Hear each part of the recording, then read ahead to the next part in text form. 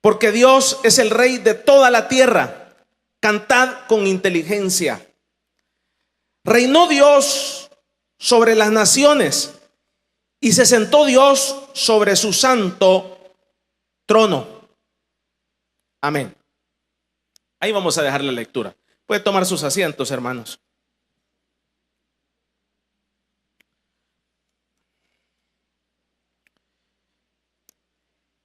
Un problema de tronos.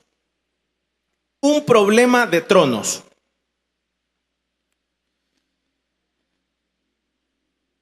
Estuvimos hablando el día domingo en este mismo capítulo. Con este vamos a finalizarlo. Y vamos a hacer un complemento. Y estuvimos hablando que los seres humanos, se cree que los seres humanos tienen libre albedrío o voluntad. Pero cuando estudiamos la condición del ser humano, dice la Biblia que el ser humano está muerto en sus delitos y pecados, que el ser humano no solamente está muerto en sus delitos y pecados, sino que está en un estado de corrupción. Además, está infectado por una enfermedad o por un virus, para que lo entendamos así, que se llama pecado. Para no ponerlo tan espiritual, digámosle un cáncer, pues. ¿Qué es un cáncer? Ponerlo ya mundanamente, porque a veces mucho decimos pecado, pero pongámoslo ya mundanamente, terrenalmente. Un cáncer. ¿Qué es un cáncer? Un cáncer es una célula que empieza a desarrollarse en nuestro cuerpo y empieza a hacer que se pudra nuestro cuerpo. Por ejemplo, la obesidad es un cáncer. La obesidad es un cáncer porque la obesidad empieza, a través de la obesidad empieza a traer diabetes, hipertensión, problemas del corazón, y problemas de ojos, problemas sucesivamente, hasta que mata el cuerpo humano. Entonces, uno de los cánceres más grandes que hay sobre la faz de la tierra es la obesidad. Ahora, ya hay cáncer focalizado, por ejemplo, en una área determinada, y yo siempre lo he dicho, ya en una área determinada es un poco más tratable, porque está solo en una pierna o está en determinada área, media vez no se haya propagado a todo. Entonces, para no ponerlo tan espiritual, el alma del ser humano tiene un cáncer que la destruye completamente y la pudre totalmente. Y no solamente pudre el alma, sino que está en el interior. El alma tiene una enfermedad que se llama cáncer, o sea, pecado. Y no solamente está ahí, sino que la pudre el alma y exterioriza y sale a lo físico, para que lo entendamos así. Entonces, ese cáncer interno que está en el alma, la Biblia le llama pecado. Entonces, pudre el alma, la corroe, salen malos pensamientos, salen pecados, salen lascivias, codicia, esto, y se exterioriza. Y el cuerpo la materializa el pecado, pero inició en el interior del ser humano, el cáncer. O sea, cuando una persona fornica, eso no inició en el cuerpo, inició en la mente e inició adentro, para que lo entendamos así. Entonces, es un cáncer. Entonces decíamos el domingo que creemos que el ser humano tiene un libre albedrío y tiene voluntad. Y yo lo ejemplificaba que la voluntad y el libre albedrío lo tiene en un decir, como cuando uno dice yo quiero esto, yo quiero hacer esto, pero es un decir, porque ya en la práctica no se puede ejecutar. Entonces el ser humano en un decir tiene voluntad y tiene libre albedrío, en un decir, pero ya en la práctica no lo puede ejecutar.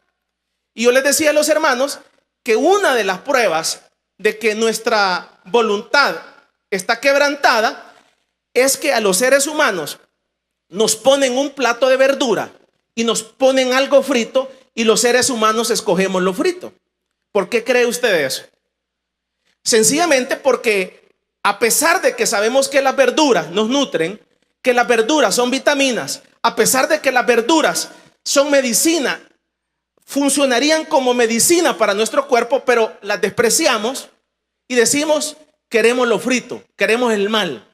Entonces, pero usted ve que la gente dice, yo soy inteligente, dice la gente.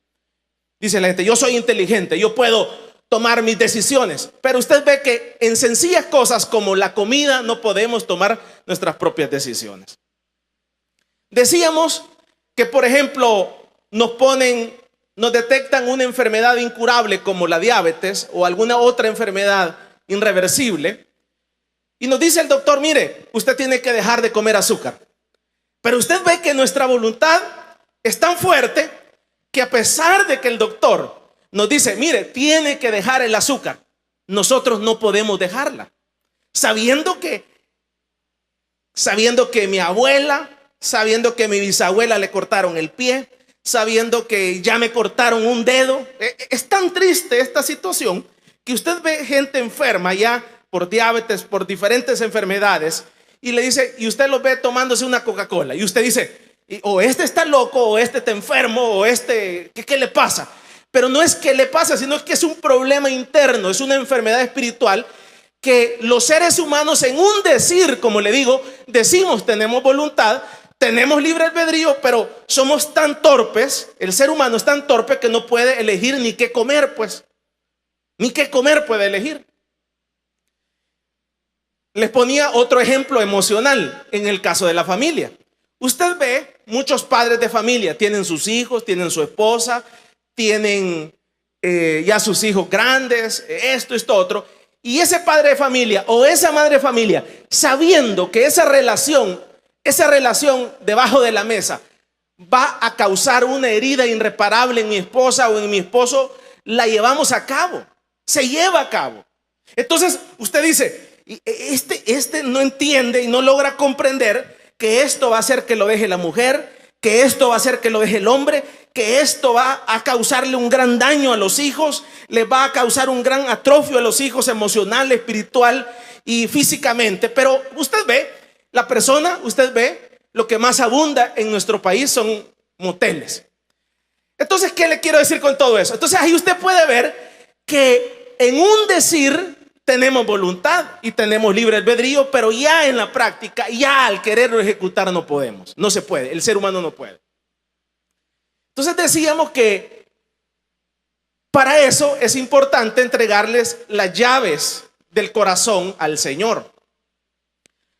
Ahora, el Señor no solamente pide las llaves, sino que el Señor también pide el trono. Y decíamos como tema un problema de tronos. Por ejemplo, los tronos es un mueble, para que lo entendamos así. Es un mueble. Un trono es una silla, pero esa silla tiene una investidura. Y la investidura que tiene esa silla es de autoridad. ¿Cómo se va desarrollando esa investidura de esa silla? Una simple silla de madera o de hierro. Por ejemplo, en nuestras casas, usted ve, en nuestras casas hay un comedor. Y ahí en nuestras casas, cada quien tiene una silla.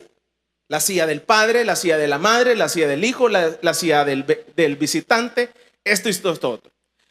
Pero eso se va haciendo con el valor, con la autoridad, con la dignidad, se le va dando esa autoridad a esa silla. Es un comedor común y cualquiera, como cualquier otro comedor.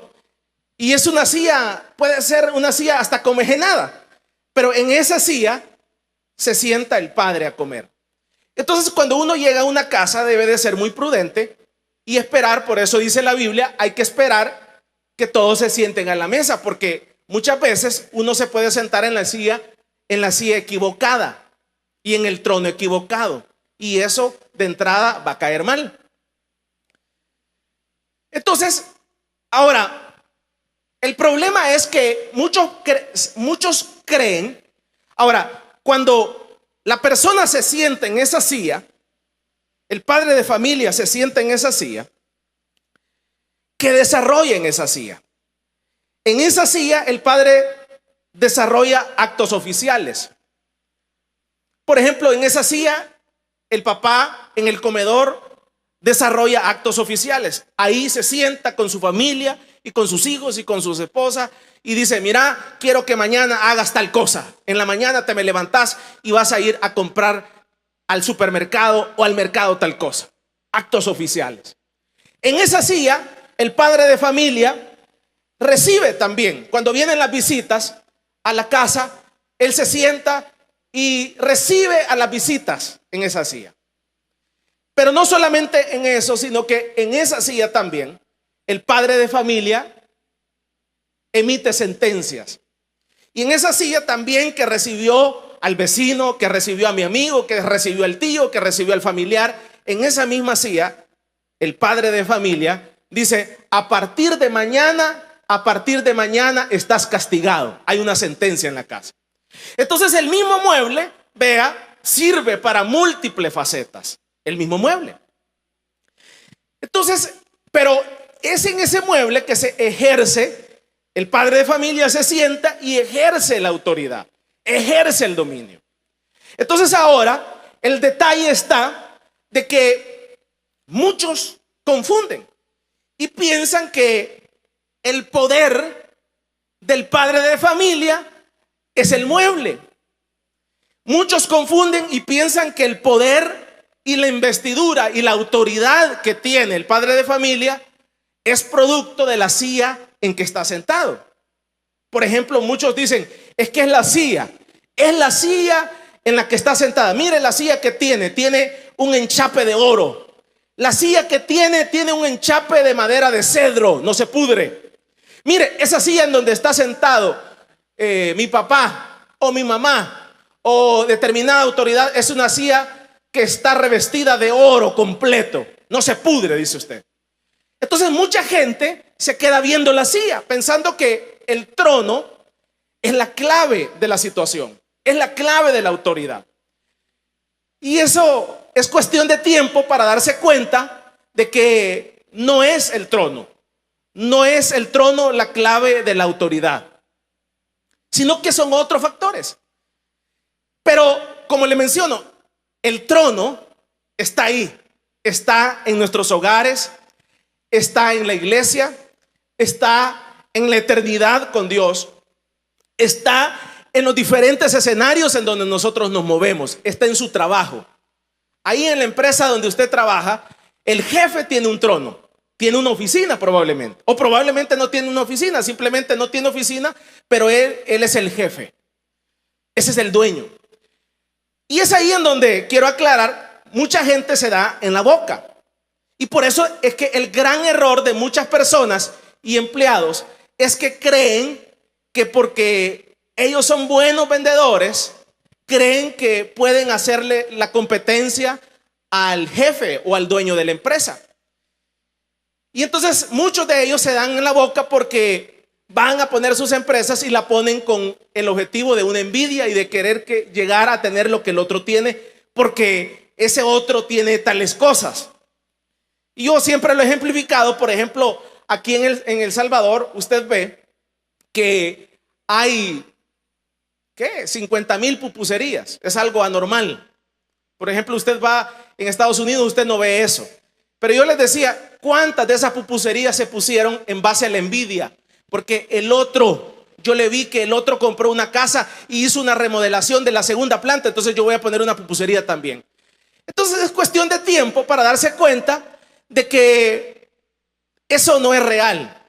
Tarde o temprano eso va a fracasar, porque inició creyendo que era el trono, creyendo que era el mueble. Y entonces ni los negocios, ni los ministerios, ni las empresas, ni nada se debe de iniciar creyendo que la clave es el trono. Eso es como muchos que dicen: yo ya puedo predicar, y creen que eso es lo que hace que alguien tenga éxito en el área ministerial. Eso no tiene nada que ver. Entonces, eso es fijarse en el mueble, es fijarse en el mueble.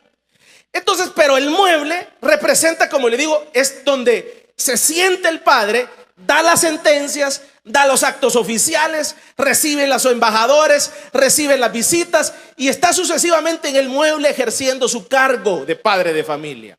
Vamos a darle un fuerte aplauso pues al Señor esta noche.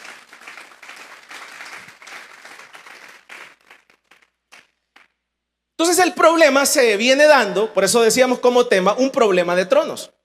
El problema se da cuando en ese trono se sienta un usurpador del trono.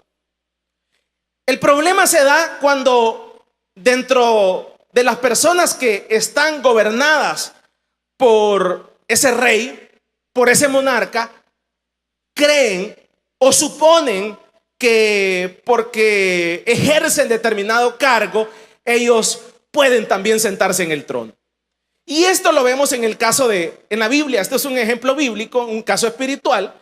Lo vemos allá en el libro de Ezequiel, en la segunda carta a los tesalonicenses, en donde el mismo Señor explica cuál fue uno de los grandes problemas de Satanás. Usted sabe que el que tiene un trono celestial de oro es el Señor, es Dios Padre. Ahí tiene un trono, el Señor tiene un trono en su casa. Y Él ahí se sienta en ese trono. Y en ese trono Él recibe las visitas. En ese trono Él dicta las sentencias. En ese trono Él dicta los actos oficiales. En ese trono Él nos va a juzgar a la humanidad. Pero usted ve que en ese trono donde se sienta el Señor, dice la Biblia, de que hubo alguien, un ángel, un ser creado que quiso usurpar y poner un trono a la par del trono de Dios. Y entonces usted ve que ahí vino la caída del ser humano. Ahí vino el derrumbe de los seres humanos. Usted puede irse a la segunda carta a Tesalonicenses para que vea que no soy yo el que estoy inventando esto. En la segunda carta a los tesalonicenses, en el capítulo número 2 y el versículo número 3, dice: nadie os engañe en ninguna manera, porque no vendrá sin que antes venga la apostasía y se manifieste el hombre de pecado, el hijo de perdición, el cual se opone y se levanta contra todo lo que se llama Dios o es objeto de culto, tanto que se sienta en el templo de Dios como Dios, haciéndose pasar por Dios. Entonces ahí usted puede ver que este inicuo Satanás se quiso sentar en el trono de Dios. ¿Y por qué se quiso sentar en el trono de Dios, Satanás? ¿Por qué se quiso sentar? ¿Por qué se quiso sentar Satanás en el trono de Dios? Satanás tenía un cargo. ¿Y cuál era el cargo de Satanás? Ahí usted puede estudiarlo en la Biblia. Bueno, todos lo sabemos cuál era el cargo de Dios, pero el cargo de Satanás, pero ese cargo probablemente él tenía influencia, probablemente el Señor le pedía opinión, probablemente el Señor le pedía consejos, probablemente el Señor lo hacía partícipe en las cortes, en las sentencias. ¿A quién? A Satanás. Estoy hablando de Satanás. Entonces Satanás vino y entonces creyendo que porque Dios lo hacía partícipe, le decía: mira, condenamos a este o no lo condenamos. ¿Qué pensamos? ¿Condenamos a esta? ¿Condenamos a esta galaxia o no la condenamos? Y entonces Satanás venía y le decía: sí, Señor, condenemos a esta galaxia, probablemente. Y entonces venía el Señor: vaya, te condenamos. Y condenaba a la galaxia tal, digámoslo así. Y la galaxia tal. Y entonces Satanás decía: yo tengo poder, yo puedo. Y entonces venía Satanás y decía, llegó un momento que vio que muchas veces su influencia fue fuerte y dijo, yo me voy a sentar en el trono de Dios. Y cuando yo me siente en el trono de Dios, yo voy a ser Dios. Y cuando yo me siente en el trono de Dios, estos ángeles y todo el universo va a saber que yo soy Dios y voy a suplantar a Dios. Y entonces dice la Biblia que trajo un trono y lo quiso poner a la par del trono de Dios. Váyase a Isaías capítulo 1. Aquí en Isaías capítulo número 1.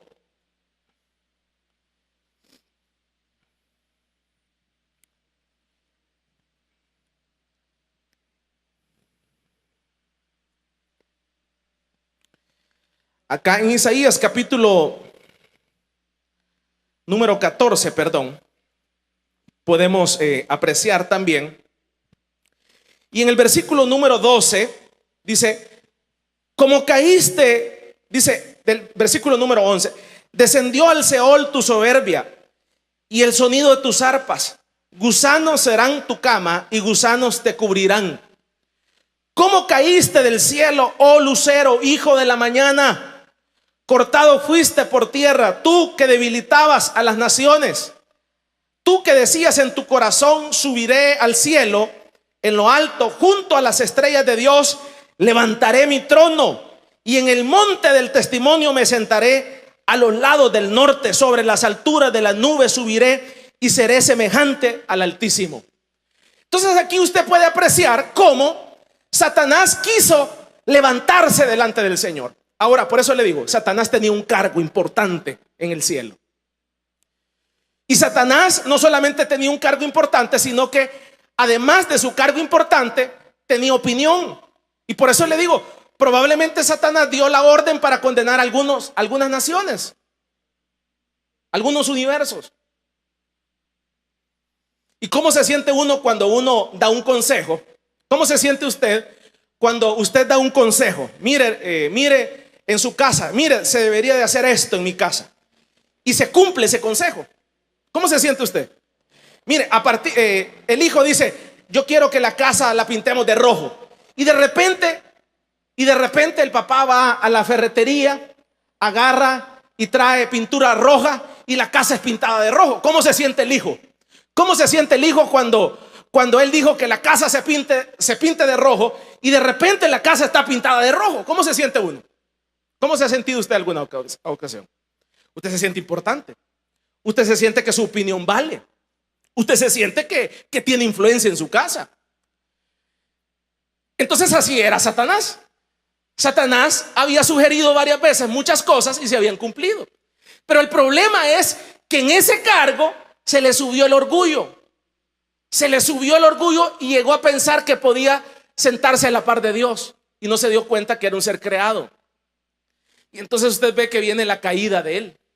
Entonces Satanás tenía un cargo, Satanás tenía influencia, Satanás gozaba de consejo, tenía cargo, pero no le bastó, sino que dice aquí la Biblia que quiso hacer el trono a la par del Señor. Sigamos avanzando.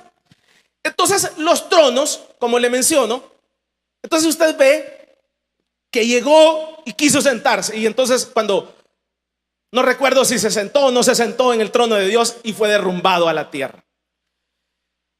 Pero quiso ser como Dios.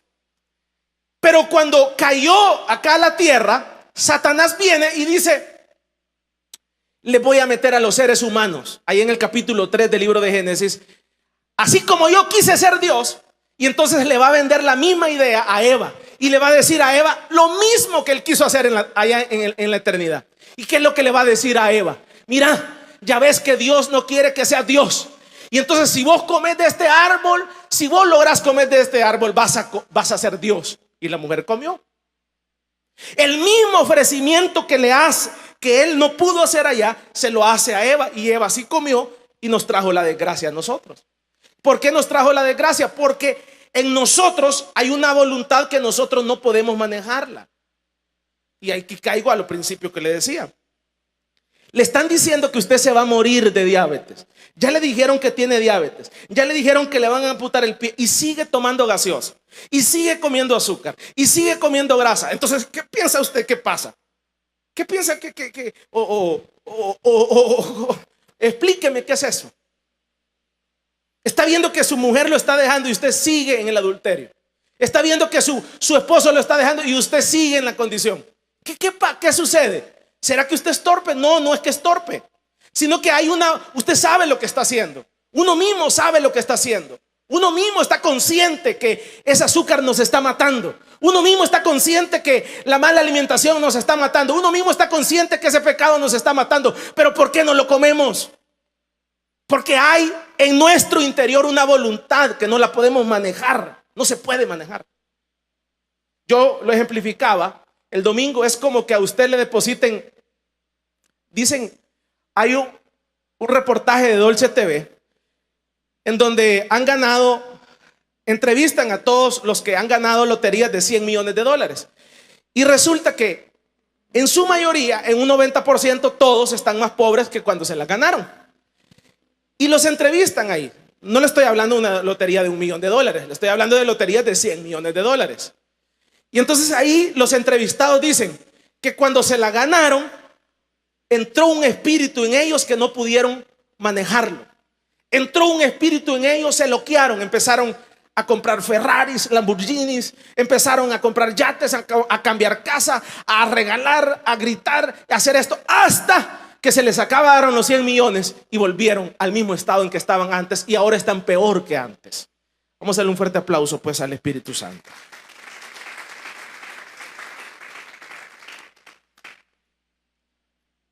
¿Cuántos dan un fuerte gloria a Dios, hermanos? Entonces, les decía yo, entonces es como que el día de mañana a usted le depositen 2 millones de dólares en su cuenta. Imagínense que usted mañana revisa su banca en línea y hay 2 millones. Hace poco les decía que un banco de aquí, de Estados Unidos, se equivocó en una transferencia y le hizo una transferencia de 90 millones a una persona. Aquí en el universo. Y cuando se dio cuenta, dice que tuvieron que volverla a regresar porque... Pero póngase a pensar, usted encuentra 2 millones mañana en la mañana. ¿Será que usted sigue siendo evangélico? ¿Será que usted sigue buscando del Señor? ¿Será que usted sigue siendo diaconisa? ¿Será que usted sigue siendo maestro? ¿Será que usted sigue diciendo que es hijo de su papá o de su mamá? ¿O lo desconocería? Vea el que está a la par. Eso solo usted lo sabe, hermano. Pero no es que usted solo lo sabe. La Biblia nos dice que no podemos administrarlo. No podemos administrarlo. Y aquí hemos visto durante 30 años, hermanos, que Dios les ha dado una casa. Porque le pedían al Señor una casa porque aquí en Soyapango no hay agua, esto. Hoy como que ya hay agua, ¿ve, hermanos? Y entonces le pidieron una casa al Señor ahí arriba de Metrocentro. Y ahora los hermanos dicen que ya mucha gasolina gastan. Ya dicen que ya no conocen Soyapango, que ya no quieren bajar al tercer mundo. Entonces, cosas tan sencillas como un carro. El Señor nos dio un carro, ya no queremos que nadie se nos suba al carro. Cambiamos por cosas tan torpes, hermanos. Ya no se diga por algo que de veras fuera algo increíble. Cambiaríamos, dejaríamos de ser creyentes, dejaríamos de ser cristianos. Cambiaríamos. Si la razón por la cual usted está acá sentado son las condiciones, los desiertos, las enfermedades, los problemas, las dificultades, esas son las razones por las cuales usted está sentado escuchando la palabra de Dios. Pero si usted mañana aparecería con una cantidad grande de dinero, usted fuera el primero que se fuera. Entonces, ¿qué le quiero decir con esto? Entonces, el Señor ya sabe. Por eso es que no le digo, solo usted sabe, hermano, si cambiaría o no cambiaría. Si ni el diezmo quiere dar de los 100 pesos que gana, imagínense, ¿cree usted que no va a cambiar con una cantidad de esa? Entonces no nos hagamos ilusiones. No nos hagamos ilusiones. Rotundamente yo le puedo decir, yo cambiaría, usted cambiaría y todos los que estamos aquí cambiaríamos. No hay forma que nos mantuviéramos. No hay forma. Si mañana nos aparecen 100 millones de dólares en nuestra cuenta, si mañana estamos sanos, cambiaríamos, porque el ser humano es cambiante, no puede manejar la voluntad. Vamos a darle un fuerte aplauso pues al Señor. Entonces muchas veces usted ve, si la gente le dan una visa le dan a la gente, una visa, y ya cuando están en Estados Unidos dicen, no, yo me quedo aquí. Yo me recuerdo de unos seleccionados de fútbol. Qué triste, qué pena. Usted ve que nunca les hubieran dado una visa, pero resulta que todo el equipo se quedó y solo uno se regresó. Entonces, ahí usted puede ver cómo cambiamos. Con una visa cambiamos. Entonces, la voluntad es así. Entonces, ya el Señor sabe que nosotros vamos a cambiar. Ya el Señor sabe que nosotros no podemos manejarlo. Ya el Señor sabe las condiciones que nos harían cambiar. Y aunque usted diga, no, hermano, yo no cambiaría, es falso. Cambiaría. Cambiamos, porque así es el ser humano, cambiaríamos. Por eso es que alabemos al Señor en la condición en que estamos, hermano. Si usted está pasando momentos de pobreza, alabemos al Señor. Si usted está pasando momentos de abundancia, alabe al Señor. Si usted está pasando momentos de tormenta, alabemos al Señor. Si usted está pasando momentos de dificultad, alabe al Señor, porque Él sabe cómo nos lleva en este desierto. Él conoce cada una de las necesidades nuestras. Pero alabe al Señor para que el Señor sepa que usted está en esa disposición. Entonces aquí usted ve que es un problema de tronos. Entonces el Señor viene y dice: miren, señores de la tierra, creyentes, ustedes no van a poder manejar este dinero. Le pongo ese ejemplo de dinero y una cantidad grande porque a veces si le pongo el ejemplo bíblico no lo entendemos. Entonces tengo que ponerle ejemplos mundanos, pues, porque ejemplos mundanos sí los entendemos. Si le hablo del rey Ciro no lo va a entender, porque nunca hemos leído del rey Ciro ni entendemos quién es. Entonces le tengo que poner un ejemplo mundano para que lo entendamos, pues. Entonces le tengo que hablar: mire, si mañana le pareciera un millón, entonces así es la voluntad. Entonces nosotros, usted y yo, tenemos no 1 millón, 2 millones, ni 100 millones. Tenemos en el interior, tenemos una voluntad que no podemos manejarla. Ni para comer, pues, ni para comer podemos decir: voy a comer bien, voy a comer saludable. No podemos. Si usted dejara solo tomar agua a partir de mañana, si usted tomara solo agua, dejaría el café, deja el té, deja todas las sodas, deja todo, solo agua. Y usted hace un compromiso con usted que durante una década usted solo va a tomar agua. Se le acaban un montón de enfermedades. Pero no podemos. No podemos. Y entonces ahí usted puede ver que los seres humanos no podemos manejar la riqueza que el Señor nos ha dado. Yo soy creyente. Con este problema que yo pasé de la obesidad, o sea, de este cáncer, Dios me hacía ver algo. Y me decía: el problema es un problema de administración. Por ejemplo, hay gente que viene con diabetes desde que nace. Entonces son diabetes genéticas. ¿Qué significa eso? Que no la adquirió por tomar Coca-Cola. Sus padres se la transmitieron.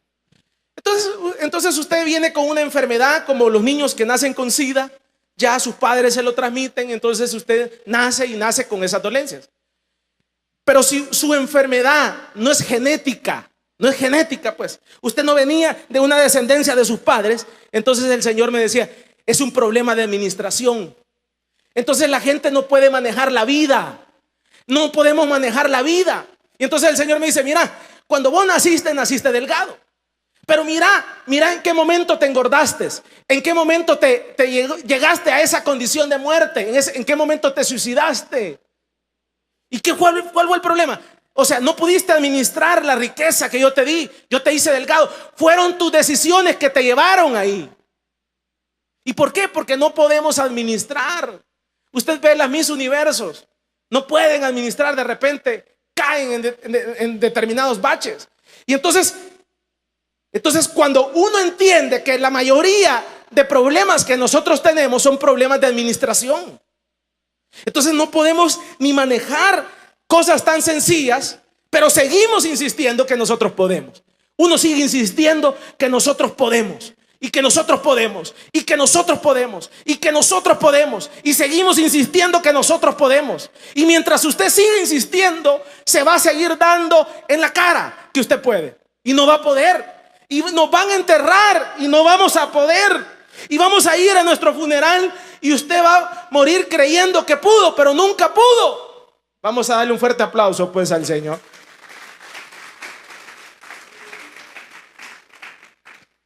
No podemos. Por ejemplo, los problemas económicos nuestros, porque estamos endeudados. Si usted hubiera podido ahorrar 5 años cuando usted era joven, usted no hubiera tenido necesidad de sacar una casa a 30 años. Usted no hubiera tenido necesidad de endeudarse para 50 años. Pero si usted hubiera pensado cuando tenía 18 años eso. ¿Pero qué andaba pensando usted cuando tenía 18 años? Usted andaba pensando en andar en las discotecas, en andar burreando. Entonces ahí usted puede ver todos los males que vienen a nuestra vida. No son productos del sistema. No son productos de las circunstancias en donde vivimos. Son productos de mala administración. Mala administración. Entonces, ¿qué le quiero decir con todo esto? Entonces, Cuando uno entiende que Dios es rey y Dios está sentado en su trono y a Él no lo vamos a mover y a Él no lo podemos suplantar, y entonces es un problema de tronos. Entonces usted y yo tenemos un trono. Ahí usted tiene un trono. Así como en su casa hay un trono para el papá o la mamá o quien represente la figura. Entonces no puede venir uno y decir, yo me voy a sentar ahí. Entonces viene Dios y dice, vos tenés un trono. Sí, yo también tengo un trono. Salmo 47, y con esto terminamos. Y en el Salmo 47 dice el versículo número 5: subió Dios con júbilo, Jehová con sonido de trompeta. Cantad a Dios, cantad a nuestro rey, cantad, porque Dios es el rey de toda la tierra. ¿Qué más dice? Cantad con inteligencia. Reinó Dios sobre las naciones y se sentó Dios sobre su santo trono. Entonces usted y yo tenemos un trono. Ahí está ese trono. Entonces el Señor lo que quiere, que ese trono no me siente yo, que yo no me siente en ese trono. Yo que creo que puedo, que no haga las de Satanás. Yo pues, aquí está este trono vacío, me voy a sentar. Sí, porque yo soy fulano, y yo me voy a sentar en este trono, y en este trono yo voy a dictar sentencias, yo voy a dar órdenes, yo voy a decir que se haga, yo voy a hacer esto, yo voy a hacer esto otro. Y entonces el problema es un problema de tronos. El trono ahí está, y el problema es que estamos sentados nosotros. Y entonces el Señor lo que quiere es que usted se salga del trono y que usted le diga: Señor, siéntese usted, yo no puedo. Mire, no puedo, Señor, este matrimonio se va a destruir. Ya el hombrecito anda hablando con la otra, la mujercita ya anda hablando con el otro, ya le encontré algunos mensajes, ya es cuestión de tiempo para que se destruya. Señor, yo no puedo. Entonces, ¿qué hacemos nosotros? Nos sentamos en el trono y entonces andamos, nomás llega la mujer, empezamos a olerla. Y entonces muchos hombres, entonces nos hacemos los bravos. ¿Qué te pasa vos? Señor, quiero verte el teléfono. No te lo puedo enseñar. Mujer que no le enseña el teléfono, mujer que tiene otro. No, es un broma. Entonces,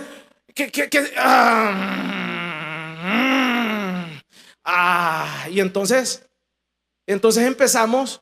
Entonces dice uno de hombre: hoy ya no te voy a dar para la leche. Andas con esas tonteritas, va.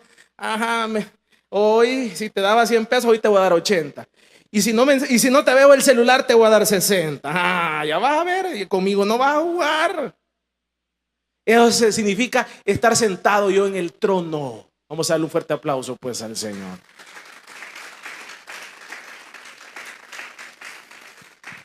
Y entonces empezamos a usar mecanismos humanos para doblarle el brazo al otro.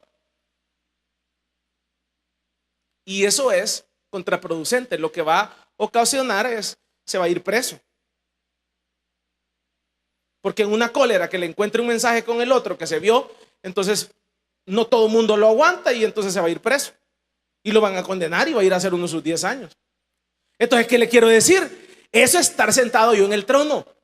Y entonces el hijo, ya usted le encuentra cigarros y usted le encuentra olor a marihuana, y entonces usted le pega una gran revolcada, creyendo que con la revolcada lo va a cambiar. Con la revolcada lo que va a hacer es que el hijo lo va a querer matar. Yo conozco hijos que quieren matar a sus padres. ¿Y por qué los quieren matar? Porque ese viejo fue cruel conmigo.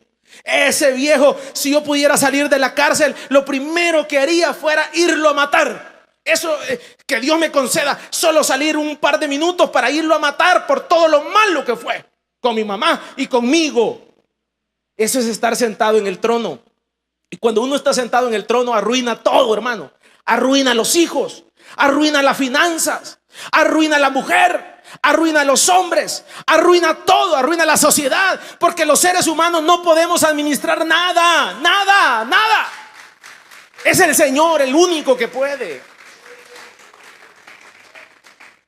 Y entonces es ahí en donde uno, entonces el Señor es un problema de tronos. Entonces el Señor lo que quiere es, Él no va a llegar a obligarlo. Él no va a llegar a obligarle y decirle, mira, me voy a sentar en tu trono. Porque ¿cómo se sentiría usted que quien sea llegue, un vecino, y se siente en la silla donde usted come? Levanten la mano, ¿quiénes tienen silla para comer? ¿O solo en mi casa? Todos tenemos una silla donde comemos.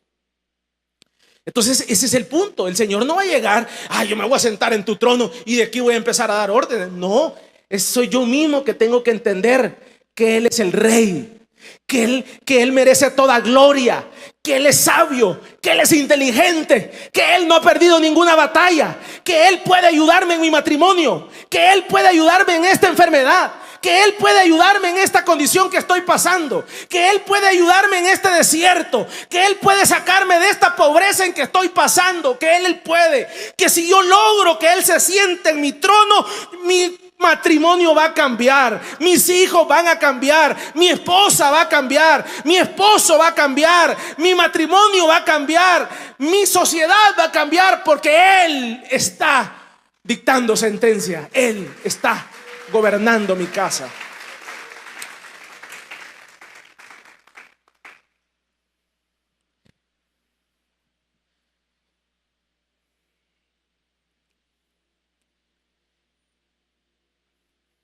Y yo siempre se los he ejemplificado a los hijos de los padres siempre.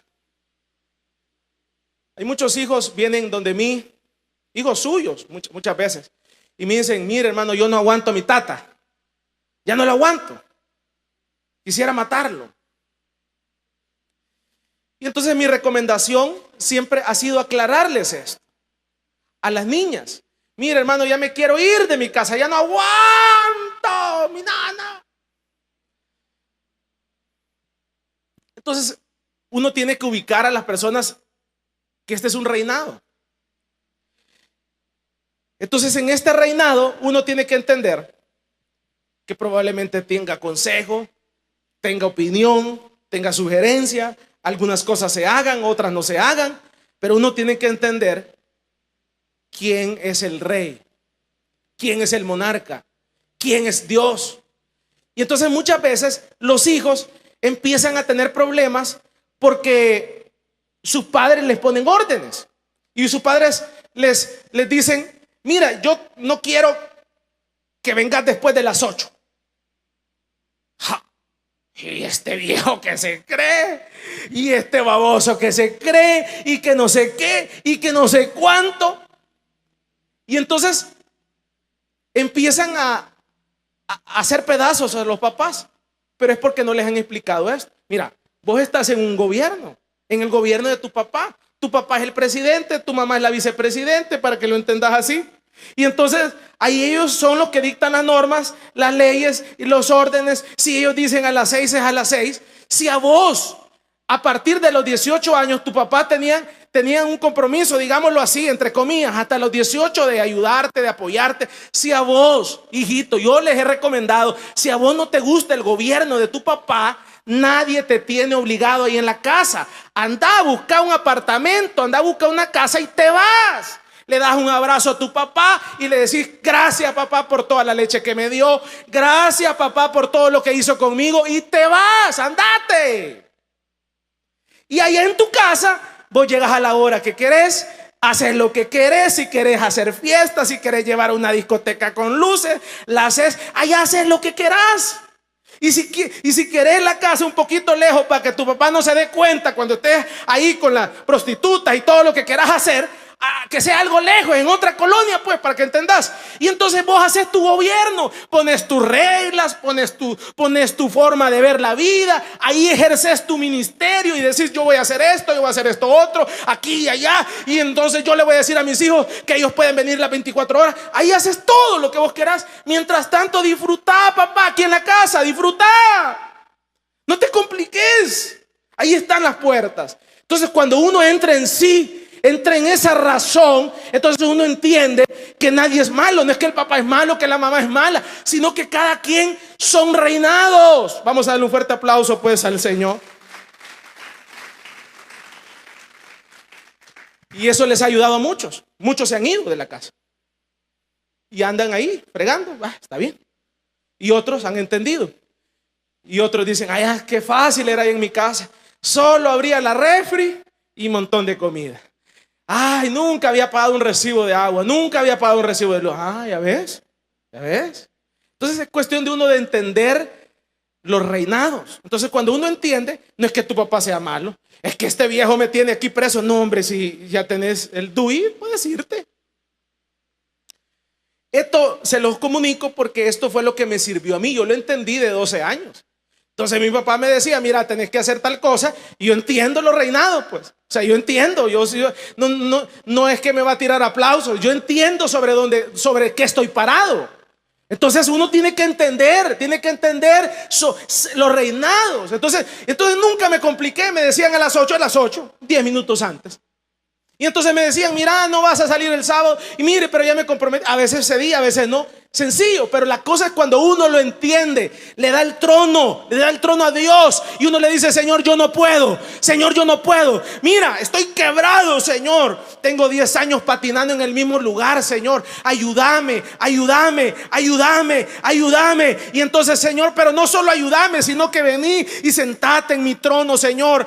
Pensá vos todos los problemas económicos, pensá los problemas de salud. Dame la fuerza, dame otro. Y entonces el Señor se va a sentar en su trono y le va a decir, vaya, hoy hijito, vas a hacer esto, vas a hacer esto otro. Y entonces todo va a empezar a cambiar en su vida. Su matrimonio va a empezar a cambiar, sus hijos van a empezar a cambiar, sus finanzas van a empezar a cambiar.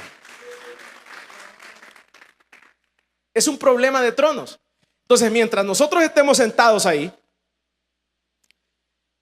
y no entendamos que el trono lo necesita Dios. Dice aquí el versículo número 8: reinó Dios sobre las naciones, se sentó Dios sobre su santo trono. Usted no le está dando el trono a un político, para que lo entienda. Usted no le está diciendo a un político, venite a sentar a mi casa. Usted le está diciendo a Dios. Usted le está diciendo, usted se está rindiendo nada menos delante del Rey de Reyes y del Señor de Señores. Usted no se está rindiendo sobre su esposo o sobre su esposa o sobre sus hijos. Usted se está rindiendo delante de Dios. Y Dios no ha perdido ninguna batalla y ni la va a perder. O sea que Dios ha gobernado siempre con justicia. Pero el problema es un problema de tronos. Y esto es así. Y esto es así. Entonces es aquí en donde uno tiene que entender que es un problema de tronos. Y entonces cuando yo lo tengo claro, entonces yo, ¿qué tengo que hacer? Lo que yo tengo que hacer es decirle, Señor, yo no puedo. Ahí está el trono, sentate. Mira lo que he hecho con mis hijos. Una gran garroteada y ahora me odian. Mira lo que he hecho en esta otra área, mira esto otro. Entonces el Señor va a empezar a obrar en su vida y va a empezar a dictar sentencias, va a empezar a ordenar la casa, va a empezar a ayudarle en las diferentes áreas de su vida. Vamos a darle un fuerte aplauso pues al Señor. Entonces usted ve aquí cuál fue el problema de Satanás. ¿Quiso qué? Hacer un trono a la par. Voy a aclarar esto. Muchas veces se cree que porque el hijo ya es doctor, que porque el hijo ya es ingeniero, que porque el hijo ya tiene un máster, porque el hijo es millonario, pues el hijo es millonario y el papá vive en una champa todavía. Entonces se cree que entonces porque yo ya soy millonario, yo ya puedo dictar órdenes en la casa. Eso es falso. Su padre es su padre y su madre es su madre. Hasta el día que usted muera, ella va a estar en el trono, su padre estará en el trono y Dios siempre será y estará en el trono. O sea, las condiciones externas no limitan los cargos. Entonces mucha gente que dice, ay, este viejo porque no estudió, hombre. Este viejo habla así porque no estudió. Es que él no es letrado, es indio. El indio sos vos porque no entendés que tu padre es el rey, es el monarca, es el que Dios levantó ahí, es el que pagó el precio para tu familia. No importa que vos tengas más dinero que él o no tengas dinero, o hayas estudiado o no hayas estudiado, tu padre será tu padre. Y mientras él esté en el trono, esa es la bendición que nosotros tenemos, que hay alguien gobernando sobre nuestras vidas. Alabe el nombre del Señor. Entonces aclaro esto porque muchas veces la gente dice, yo he escuchado a hijos, es que mi tata es indio, me dice. Es que mi tata es indio, así me dice, mi tata es indio. ¿Y por qué es indio? No, el viejo nunca estudió, bo. No, mira qué agricultor es. Entonces yo me recuerdo de un pleito de ese tipo de familias así, ¿verdad? Y entonces me dice el papá, pero mira, este baboso me dice que yo soy indio. Y entonces, pero yo cuando me dice que él es supuestamente el hijo es licenciado, ¿va? Y entonces, pero cuando él me dice que es licenciado y que yo soy indio, porque empieza el pleito, entonces yo le digo, mira vos, ¿y vos qué tenés? Pues? La casa que tenés yo te la he dado, el carro que tenés yo te lo he dado, la plata que tenés yo te la he dado. Entonces, ¿y vos qué has hecho? Pues? Entonces empieza el pleito porque nadie se da el trono. Entonces es ahí donde uno entiende de que esto no es cuestión de estar peleando, es de cuestión de ubicarse. El que es hijo, y el que es padre, y el que es monarca, y el que es rey, es rey. Y Dios es el rey y está sentado en su trono, ejerciendo su soberanía sobre nuestra vida. Cierre sus ojos y oramos al Señor. Póngase en pie ahí donde está.